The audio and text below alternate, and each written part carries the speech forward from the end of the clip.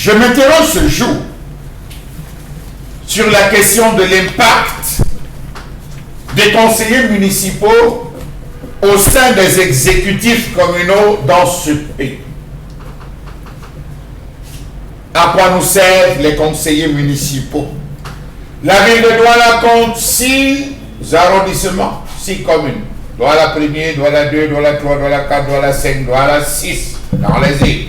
Yaoundé compte 7 communes. Yaoundé 1er, Yaoundé 2, Yaoundé 3, Yaoundé 4, Yaoundé 5, Yaoundé 6, Yaoundé 7.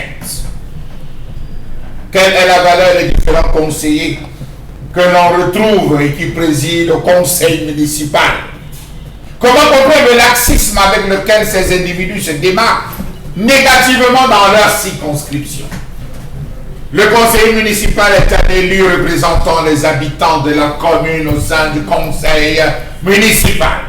Il est le photographe de son quartier, le porte-parole des souffrances des populations lors des délibérations du conseil. Il représente l'ensemble des citoyens. Il est un décideur législatif et administratif puisqu'il participe à la prise de décision du conseil. Il peut être responsable de plusieurs comités consultatifs. À ce titre, il participe à l'élaboration des recommandations sur les politiques du conseil. Il étudie, questionne et approuve le budget. Il participe à la supervision des dépenses tout au long de l'exercice financier. Comment doit comprendre que nous avons plus de spectateurs, conseillers municipaux, que de vrais conseillers municipaux actifs et participatifs? Au-delà des comités de quartier de village, généralement appelés comités citoyens, au-delà de l'élaboration et de la mise à jour, dans une approche participative des plans communaux, le développement des communaux de développement, nos conseillers municipaux constituent l'expression la plus manifeste de la participation citoyenne. En ceci qu'il est en principe l'expression de la sensibilité de l'ensemble des composantes sociologiques de la commune. Sauf que dans le cas du Cameroun, il regarde plus la main généreuse du maire que la souffrance du peuple. Beaucoup de conseillers municipaux sont des mendiants. Ils mendient les miettes sous le bras ou sous la bouche et la langue du maire plutôt que de s'occuper des souffrances du peuple. Savez-vous que c'est à eux qu'incombe la définition des priorités et l'inscription des projets aux différents budgets de la commune du fait qu'ils ont une bonne connaissance du terroir et du territoire de la commune et représentent l'ensemble de ses composants dont ils sont chargés de défendre les intérêts. Loin de tout cela, c'est des bons paresseux, oisifs, prétentieux qui ne rêvent que d'une chose, découper une partie de la commune pour leur intérêt égoïste. Oui, on les retrouve à avoir divisé et subdivisé la commune. Qui s'occupe des laveries, il ne perçoit que l'argent des laveries. Qui des restaurants, qui des conteneurs qui sont installés, c'est son business. Il bouffe l'argent derrière les conteneurs, le trop plein de conteneurs installés. L'autre, c'est sur l'occupation de la voie, c'est son business. Il mange un point de trait. Comment comprendre que les problèmes des populations soient englués par cela qui devrait plutôt les défendre? Ils sont devenus spectateurs passifs. Un tel cadre aurait servi à résoudre beaucoup de problèmes. La crise de l'investissement, c'est le rôle des conseillers municipaux. Ces immeubles qui s'écroulent, qui tombent comme s'ils étaient atteints d'épilepsie. C'est le rôle des conseillers municipaux de superviser, de contrôler, de se balader, de questionner. Les crises nées de l'urbanisation, la délinquance juvénile, le chômage, l'incivisme fiscal, la consommation de la drogue, mais c'est leur rôle.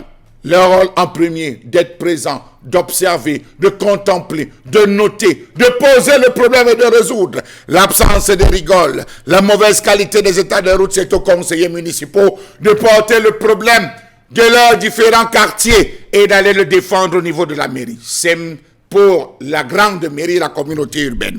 Comment comprendre ce que vivent les populations et les familles dans les quartiers?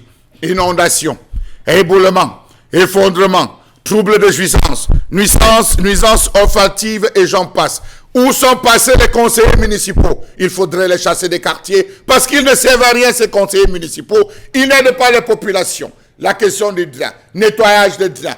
Il faudra nettoyer les frais de cantonnage, nettoyer les abords et tout, c'est le travail. Ce sont les conseillers municipaux qui sont les défenseurs, les ambassadeurs de leur quartier. Rien n'est fait Pourtant, c'est à eux qu'incombe la lourde responsabilité de veiller à l'application, mieux au respect des plans locaux d'urbanisme adoptés au conseil par les conseillers après des études approfondies.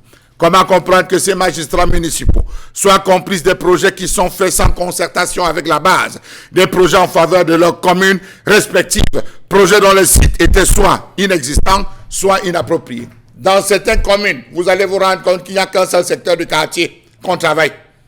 Les autres sont le ghetto, abandonné, on n'y passe jamais.